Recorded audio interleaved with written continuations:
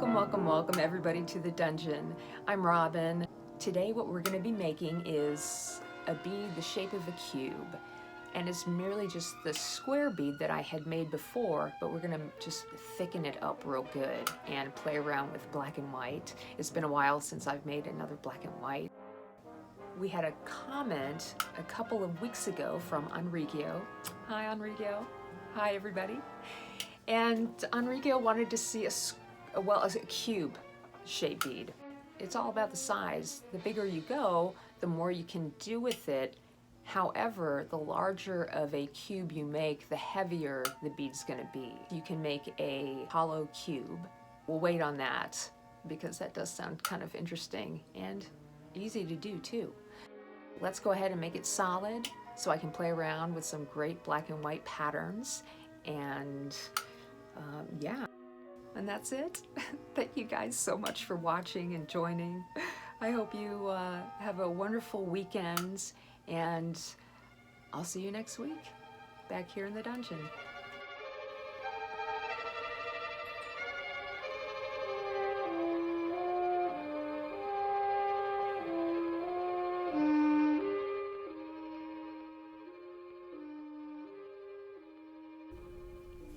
Okay, here we go.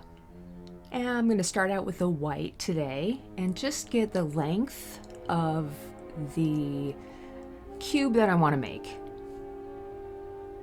And I'm just going to work up that mandrel a little bit. I always make sure that the mandrel is hot before I add the glass. And I'll just start by rounding out this whole bead after I add all these little wraps on it. And if you take your time, you're not going to really trap any air bubbles when you put those wraps on that way. You got to take your time when you're heating it up. That's really important.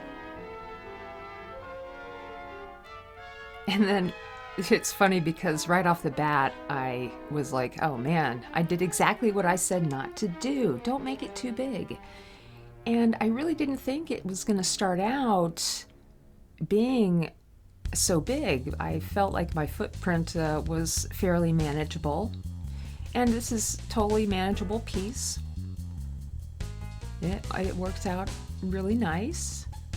And I'm going to start out thinking like, I wanted to not use any tools.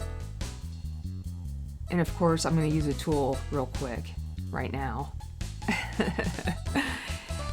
And the reason why I didn't want to use that tool is because when you have a bead that's kind of wide and you use the mini mashers, it can tend to come down on it slightly at a wedge.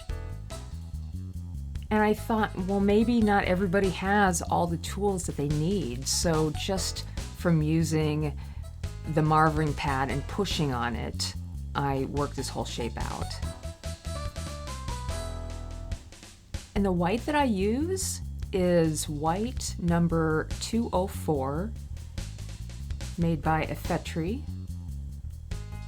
I love that white. And the black that I use, I believe it's transparent 064 Effetri, but don't quote me, it might be 061, I don't know. It might not be that at all. I don't have my rods right next to me.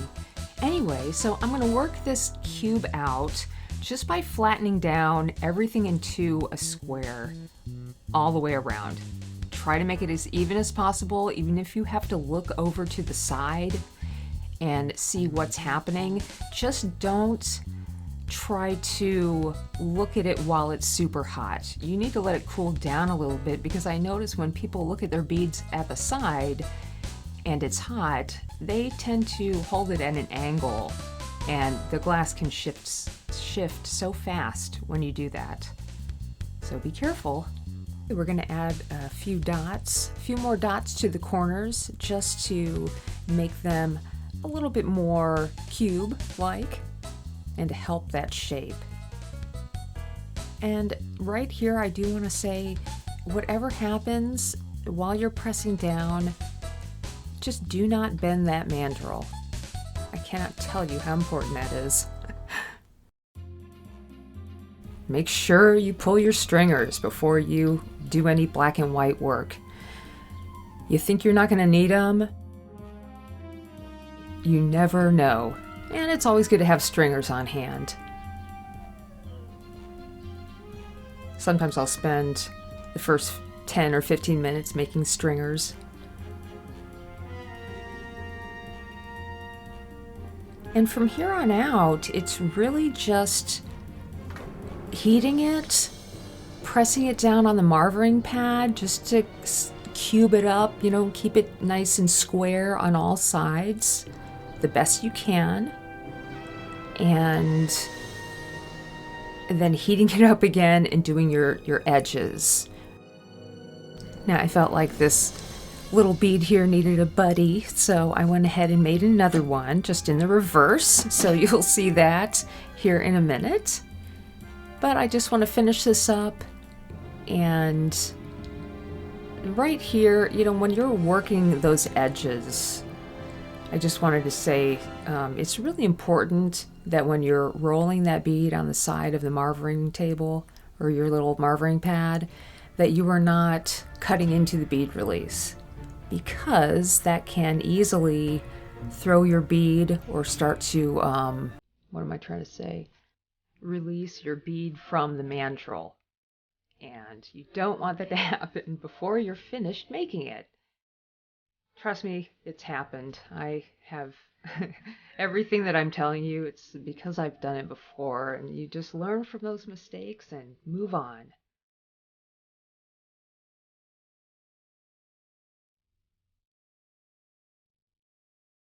And here at the end, I'm just finishing up my little pattern.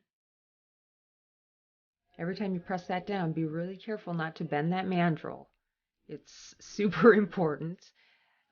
Just the reason why I like to say don't bend the mandrel is because we're working in the middle of our mandrel.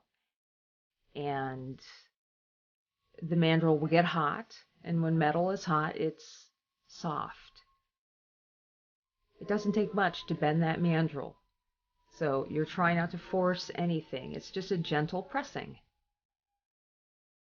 And on that note, you guys, I hope you enjoyed the rest of this little video, and we'll see you soon.